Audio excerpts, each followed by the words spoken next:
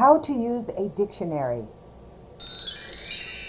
A dictionary is a book that tells you the meaning or different meanings of a word, how to pronounce the word or words, and use them in a sentence.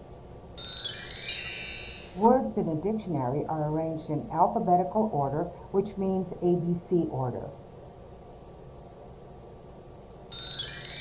The guide words are the two words at the top of the dictionary page. Graze, greenhouse. The first word is the first word on the page, and the second word is the last word on the page. Graze,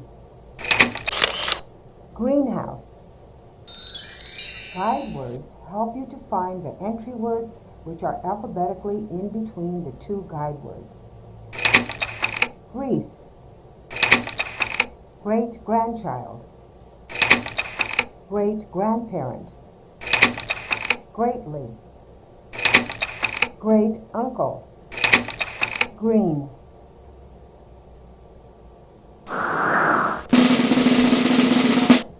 Congratulations!